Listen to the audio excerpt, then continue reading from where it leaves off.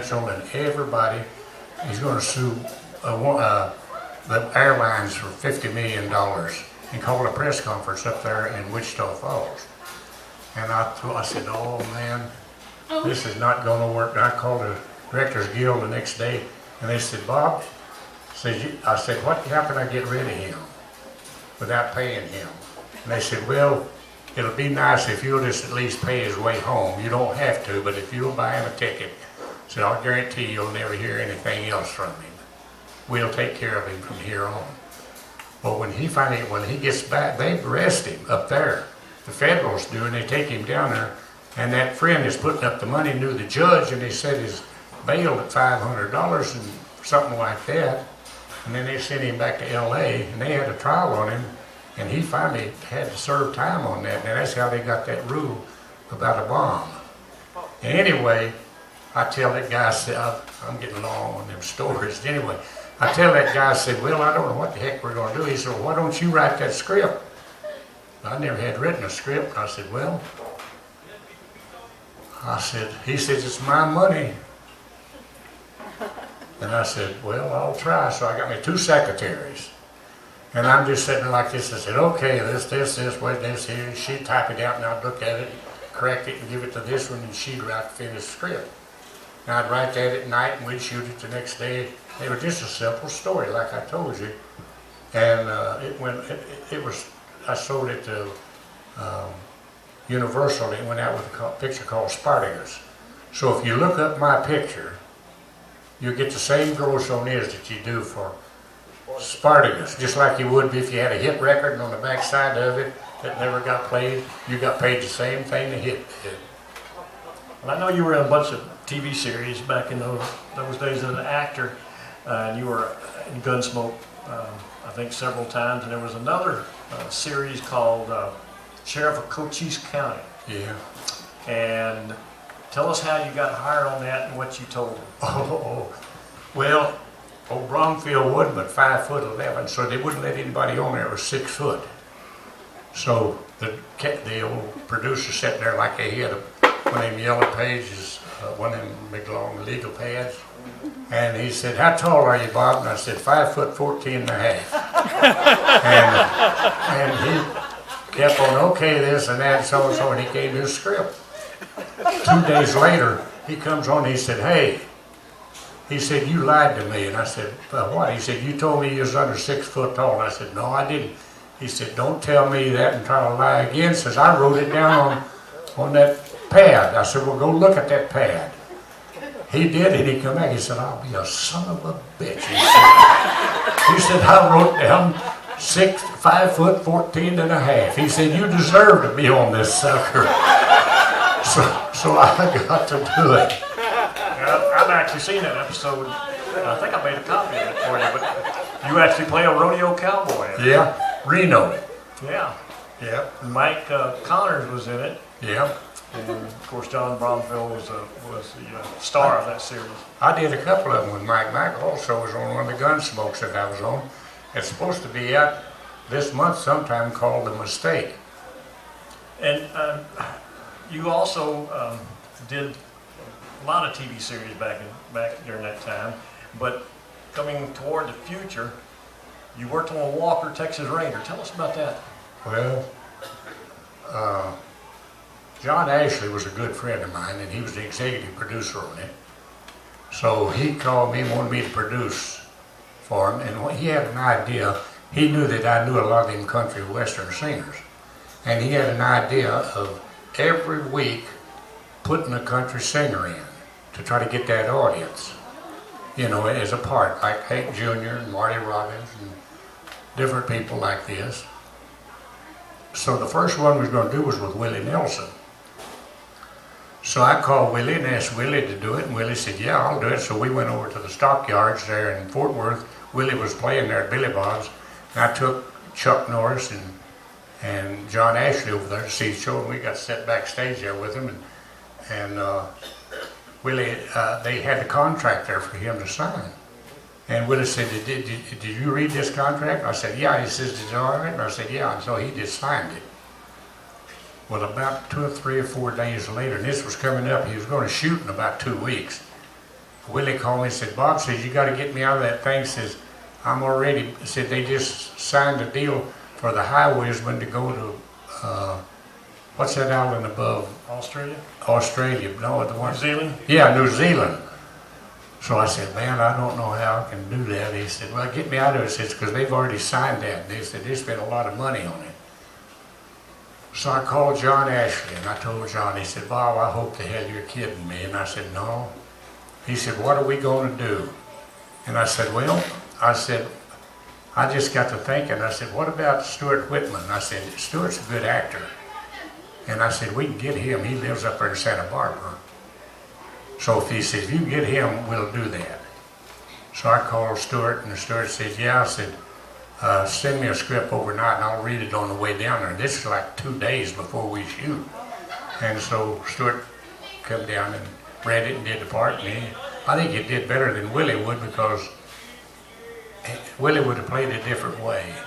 Yeah, I actually worked on that episode. Yeah, you did. Stu was a really, really nice guy. Yeah. He was in the Comanchero with John Wayne and a bunch of movies. Now, you also was manager of a few people. Tell us about that real quick.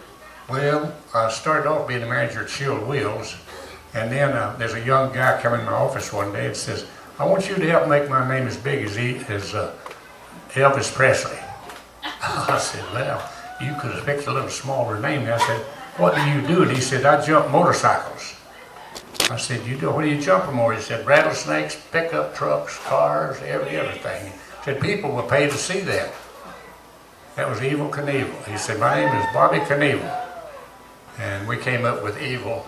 He got thrown in jail, and they had a guy in there named Knoffel and Knievel. And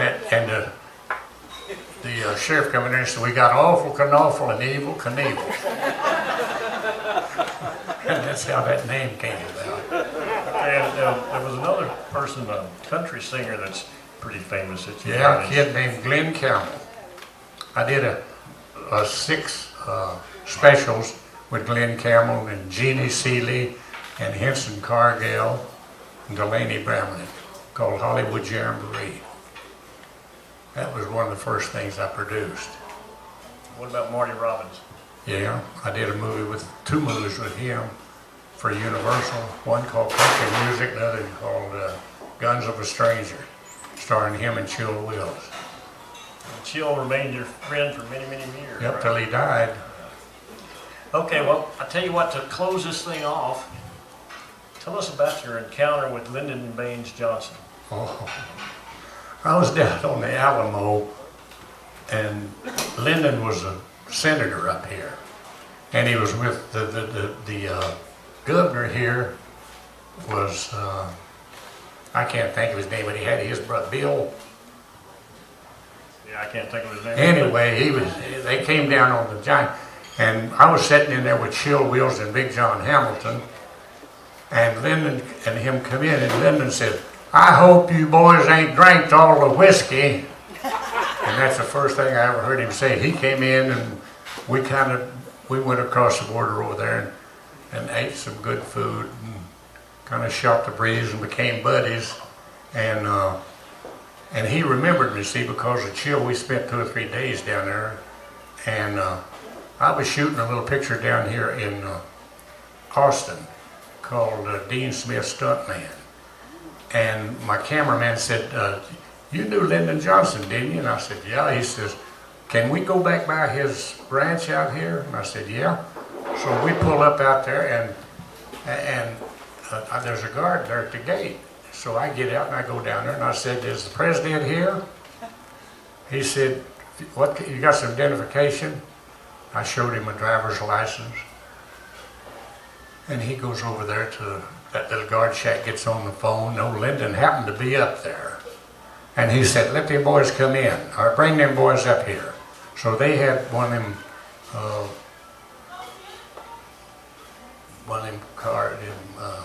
Chevrolet Suburbans. And so they made us take all of our stuff out of our pockets, our pocket knives and keys and everything, and laid them on the hood of the car. And another guy stayed down and watched all of our stuff, and we got in the car, 3 of us did, and went up there to see Lyndon, and he sat up on the porch. And he said, "Hey, Bob, how long has it been since you seen old Chill?" And they looked at each other and said, "By golly, he does know him, doesn't he?" So we sat down and he said, "You boys want some lemonade?" He said, "I'd give you something a little stronger, but I don't want y'all to get picked up down there for drinking, and then y'all tell him he was up here at the president and he got you drunk." So we sat there and had a little visit with him, and then I seen him one more time when we went back to Washington. We went up in his office, and he had the two little white couches, one here and then one facing this way, and then a chair sitting at the end. And we came in and sat down. Chill was over there, and I was sitting over here. Lyndon comes in, he takes his shoe off, and he's scratching his foot, and we're just talking and carrying on, you know, just, that was old Lyndon. I actually thought you could always have played Lyndon. You kind of reminded me of Lyndon. Yeah, Lyndon told me that one time. He said, somebody asked me this, said, "Did you know you look a lot like Bob Hinkle?"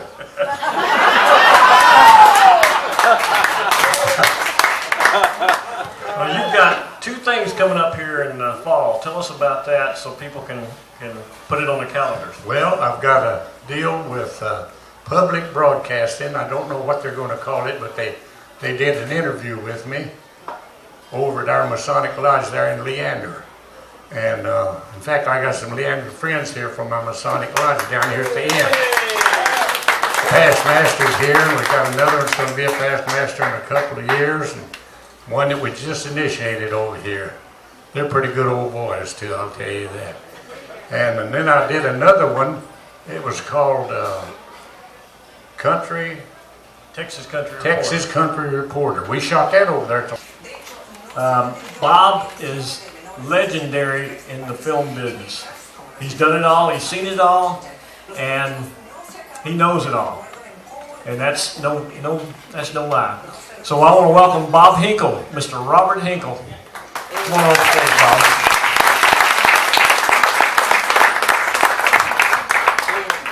Get that sound off. There, yeah. Okay.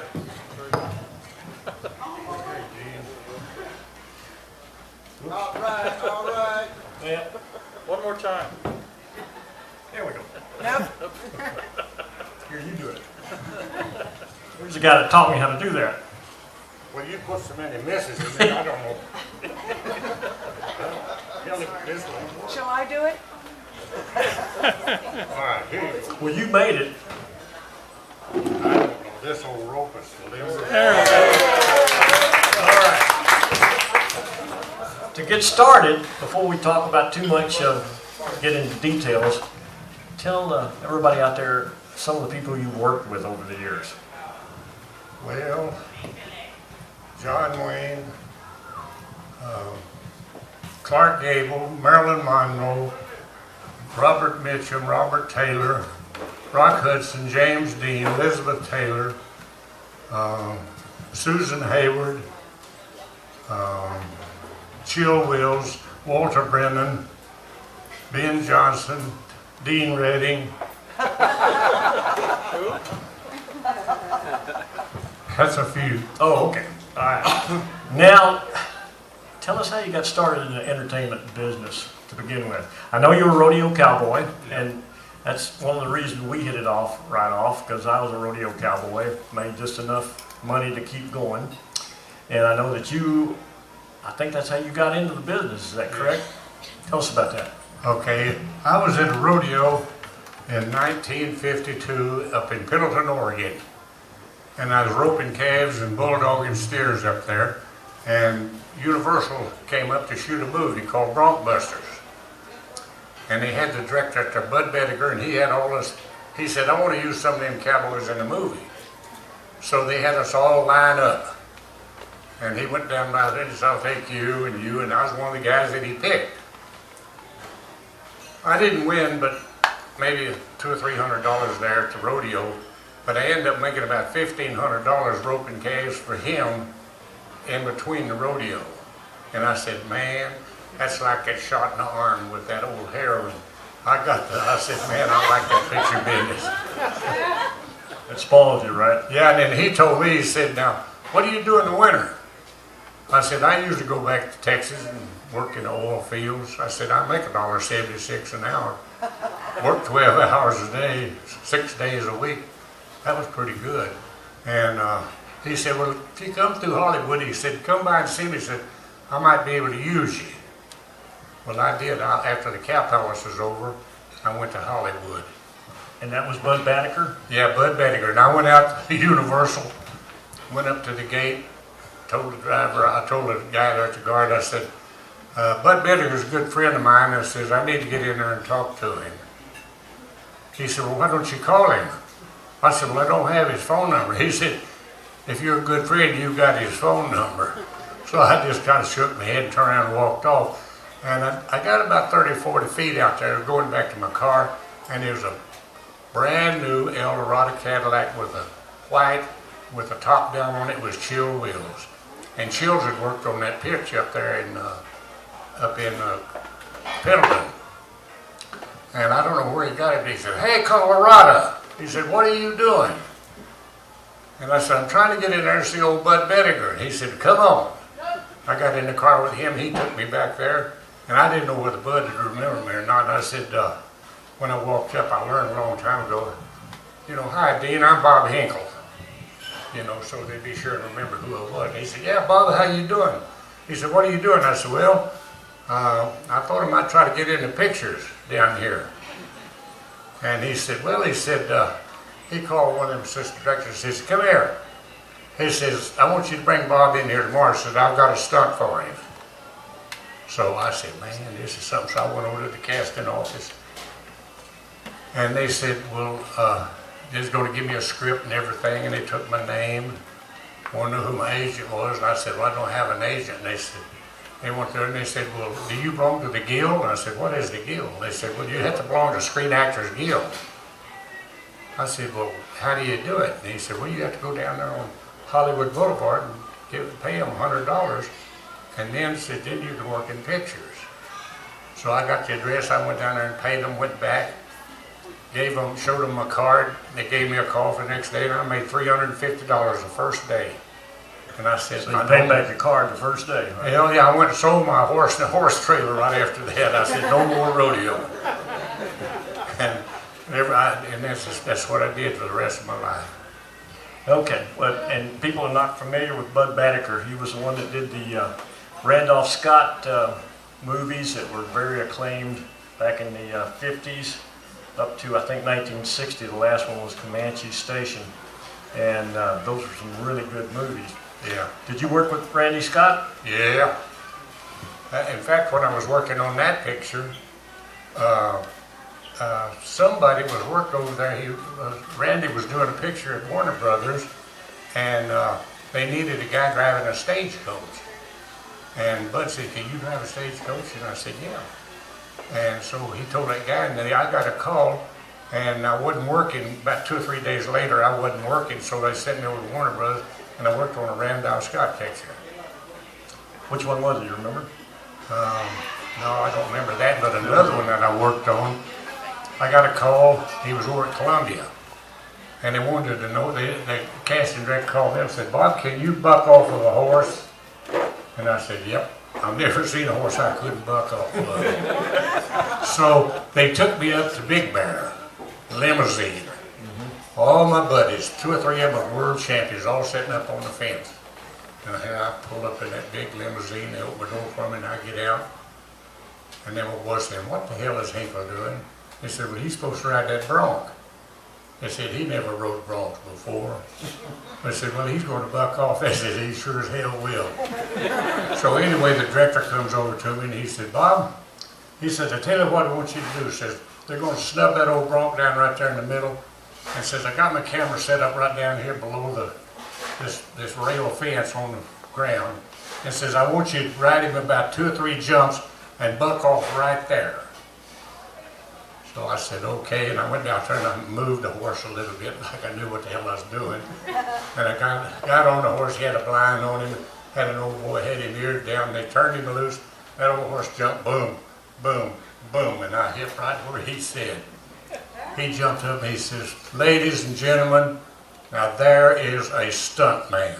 He said, I've never done a stunt only one time, but this is I only needed one shot, and that is it.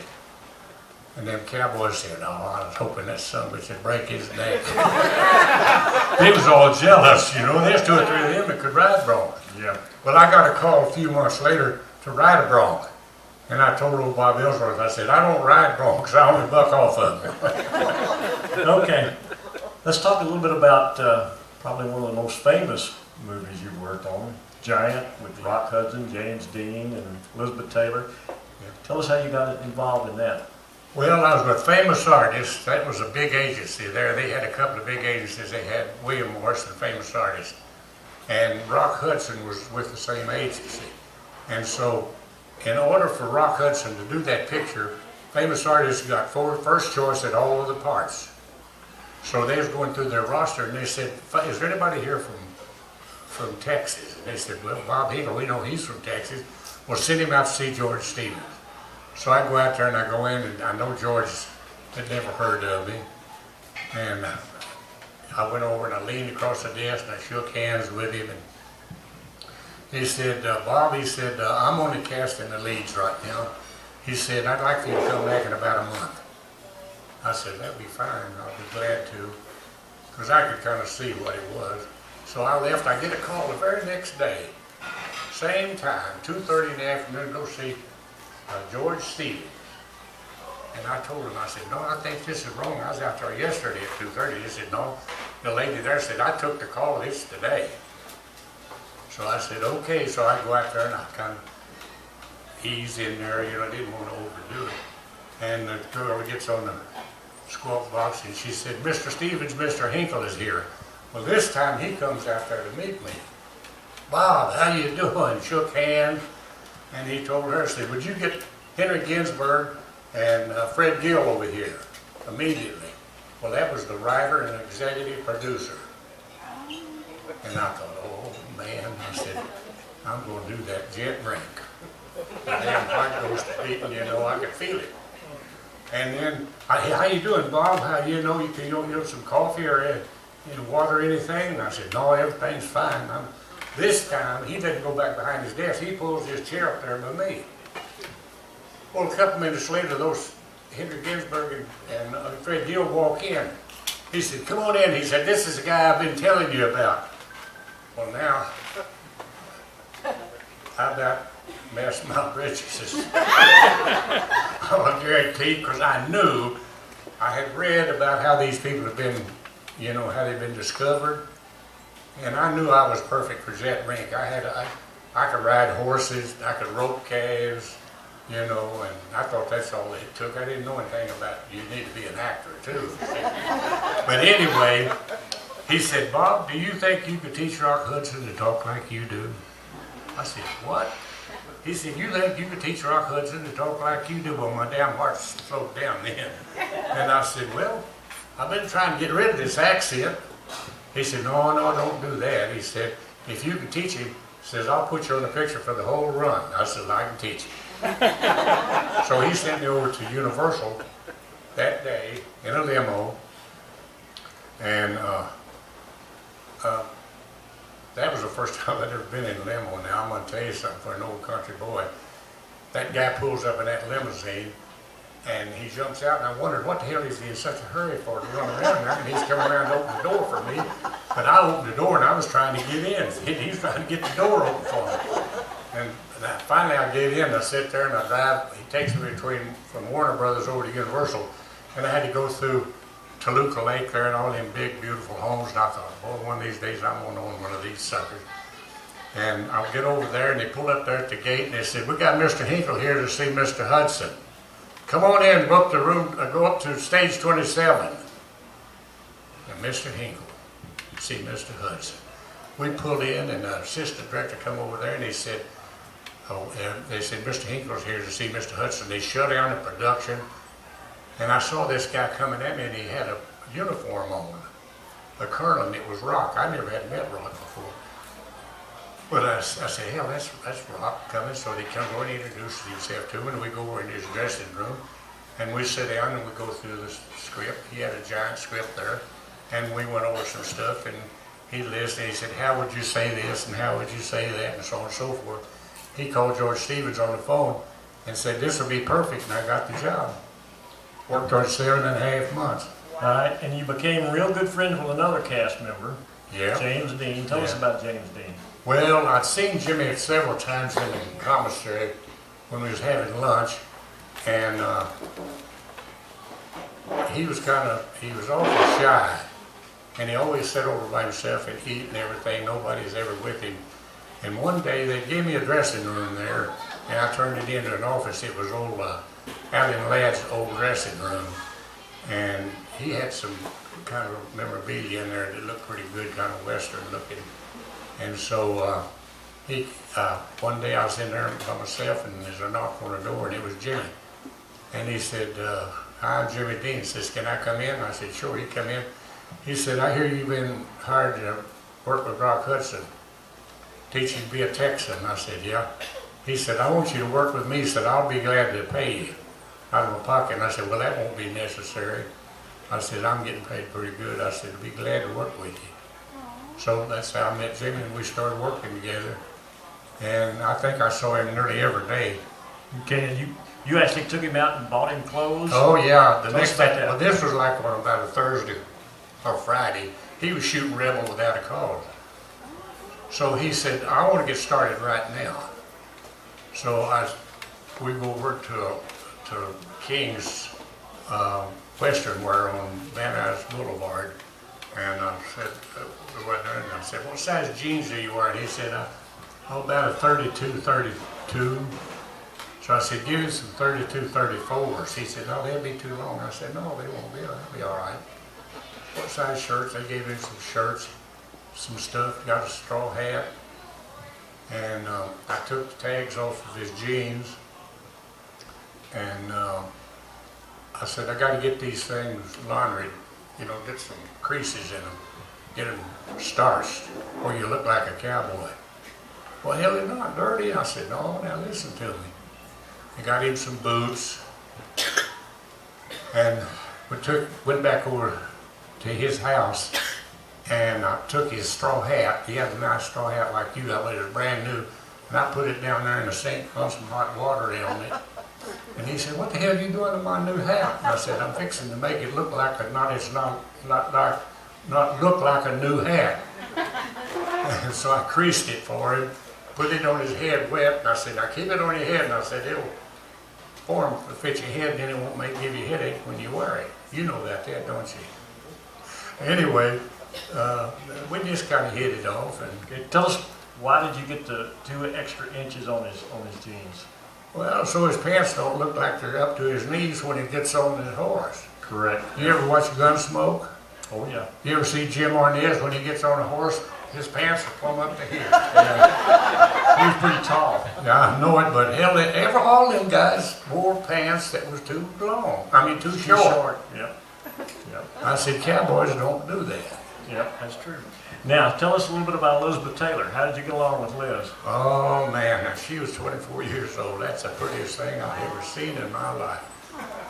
And I met her when she come over there to do some wardrobe test, and she was kind of standoffish, She was nice enough to shake my hand when they introduced me to her, but that was just a courtesy thing, and then she just turned away and started talking, and real nice to everybody else, and I just kind of backed off and just kept looking at her. And so when we finally got down on the pictures down on Giant, down at Marfa, Rock and Jimmy and I was out in the backyard going over one of his scenes that they was going to do together, and we had our shirts off, and we was getting a little sun. And she came over there with her hairdresser, and she goes over and picks up a hose, and she started squirting water on us. And everybody, they both jump up and run, and I run right at her and grabbed her by the arm and took that hose away from her, and then I started spraying her. So, and she just had her hair done, and I thought, oh, I might not ought to have done that. Anyway, she just laughed about it, and we went inside, and she dried off and did the best she could with the hair. And it was about time to eat, so I said, they was feeding us over at that Pisano Hotel. And I said, I really don't want to go over and eat that food. I said, I'd like to go down there. I had a car down there, and I said, I'd like to go over there at that drive-in and get me one of them Texas cheeseburgers. So they said, let's all go over there, let's do it. So they get in that, and it was a convertible. So I was driving, and she was sitting there, and Jimmy Dean was sitting over there, and Rock Hudson and that hairdresser, her name was Patricia Westmore, was sitting in the back seat. So when we pulled up, they noticed who it was. Not me, but the stars. They came over there, and they wouldn't know, and I said, yeah. They said, Bob, what you gonna have? I said, I want one of them Texas cheeseburgers, and I said, everything on it. So I said, what are you gonna have? And she says, I don't think I'm gonna have anything. She said, you know, I had a baby about 3 or 4 months ago. She said, I'm still trying to lose some of that baby fat. And I said, okay. So they all ordered, Jimmy ordered the same thing I did. So when my cheeseburger came, I took a bite of it, and she's looking, and she said, Bob, can I have a bite of your cheeseburger? I said, sure. So I handed it over like that. And she got a little lipstick on it, and I looked at it, and I bit right where that lipstick was on my next bite. I said, that's close as I'm going to get to that. And took it off there, and then she wanted another bite. And then I gave her, I had a sweet cherry lime, and I gave her some of that. And from that time on, we bonded. And the next morning, we went into the makeup, and she comes in, you know, like phony type of deal. Oh, how you doing? Oh, and kissing everybody. Kissed me just like she did all them other people. And we just became good friends after that. And you knew her up until her death, right? Oh, yeah, I talked to her about a month before she died. I've been out to her house several times. I probably still got her phone number in my And you said that she was the most beautiful woman that you'd ever seen except for my wife. You have to say that, or you are in trouble. Have you ever been married? Yeah. That's enough of that. How long were you and Martha on the shoot? About 4 months. 4 months. And I don't know if any of you have seen that documentary, Return the Giant, but I would recommend that you go out and buy that, the whole package. That is a great documentary. In fact, I just gave it to a friend of mine, or sent it to a friend of mine here a while back. And I had another friend of mine call me up today and say, that is one of the greatest things I've ever seen. And with you in there, especially you. You know how that came about? There's a guy up in Dallas. His name was, I can't think of his name. He was producing there. And I was the only guy that he knew around there that had a little experience. So he got me in there, and just like this, we're just talking, and he films everything. And he takes it to Warner Brothers, and then Warner Brothers buys it and adds to it. They put some shots of Rock Hudson and Mercedes McCambridge and Jimmy and Dennis Hopper and all of them in the film. But what happened was they put out 3 movies that Jimmy Dean did. Giant, Rebel Without a Cause, and East of Eden. And they put that in there as a special. And it's a good one. Yeah, it turned out pretty good. I sure got a lot of emails and letters and stuff from that. Okay. Tell us about another movie you worked on in Texas called Hood.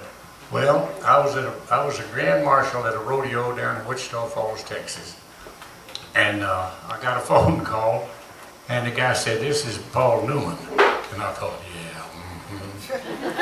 And he said, he says, "I'm getting ready to do a picture down there in Texas." He says, "I'd like for you to work with me like you did Jimmy Dean." He said, "I want to be a Texan." And I said, "Okay." And he said, "Where are you at?" And I said, "Wichita Falls, Texas." And he said, "Well, where is that?" And I said, "It's kind of up close to the border." He said, "You know where Amarillo is?" And I said, "Yeah." He said, "Well, Sunday we're going to be in Amarillo." He says, "Can you meet us in Amarillo?" And I said, "Yeah." So we took our time and we drove over to Amarillo, and Paul and him came in, and we talked that night when they got there, and they took my wife and I to dinner, and asked me if I wanted to do it. I could have told them that a long time before that, but that's how I got on HUD. And it was from a novel by Larry McMurtry called Horseman Pass By. And in the novel, there's a baseball game. Yeah.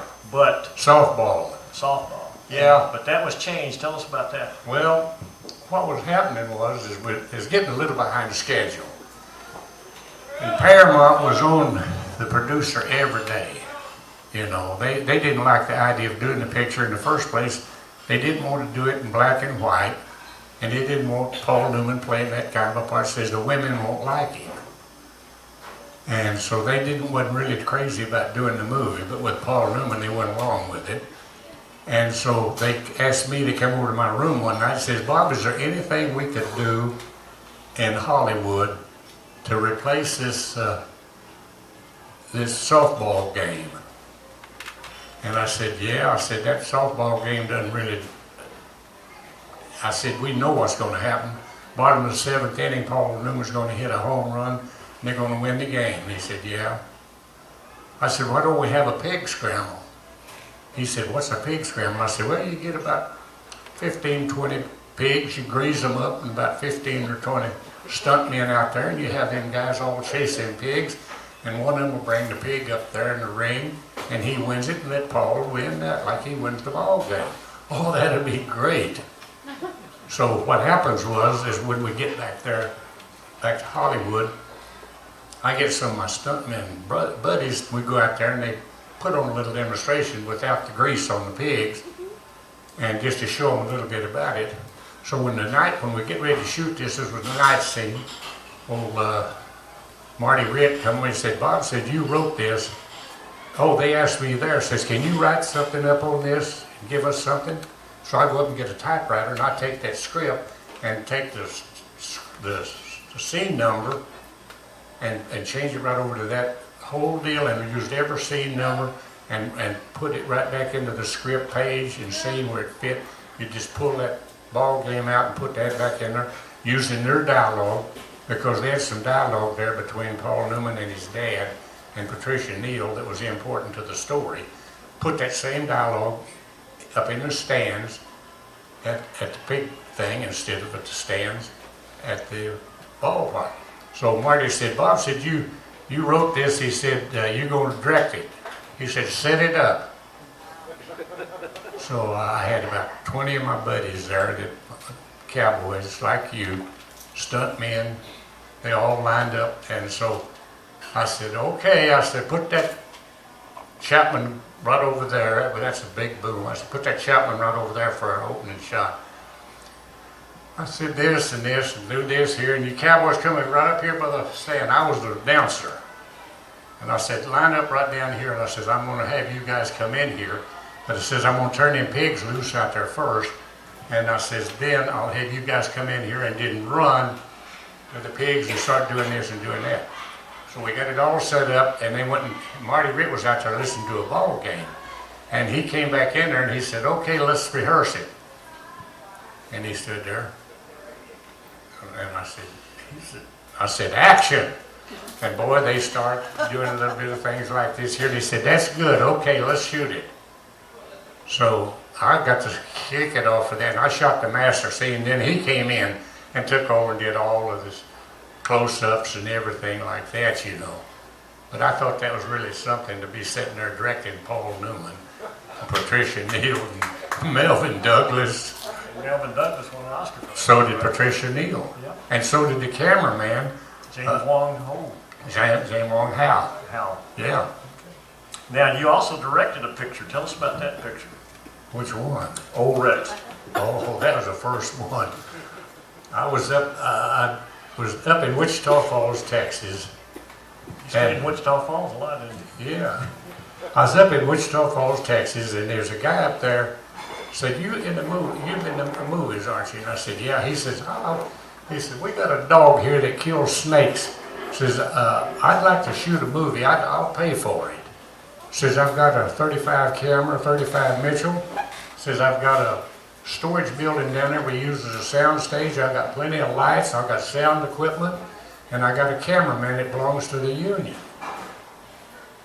So he says, I just need a script. He says, so I go back to Hollywood and I get a hold of the guy there as a screenwriter, and I tell him the story. I said, we wanted just a simple story about this kid and a dog. I said, he finds this old dog that's bit by a snake, takes him home, he works in the oil field, and his dad won't let him keep him. And so the kid runs away from home with the dog, and then the old man and a couple of his buddies go looking for him, and they finally find him, and he's fell into a den of rattlesnakes. That dog kills all the snakes, and the kid gets to keep the snake. Well, this guy had written a script and had this kid window peeping into a motel, and the police came, and he was underneath a car, and after I read about that much, I said, oh, this is not going to work. So what happened was, you know about saying, using a bomb on an airplane? Well, here's how that came about. This the first time he ever directed anything. I didn't know he hadn't directed. He was a good writer. Well, he had a little, like a briefcase, and he put it up above, and that's before they had the doors, that closes. And the girl comes back and says, you can't put that up there. She says, that might fall on hit somebody's head. She says, don't touch that, it's got a bomb in it. Well, they took his butt off the airplane there in Los Angeles before he left, and he told them he was a big director and this and that. He showed them that his light meter and all that stuff he had in there, and convinced them to let him come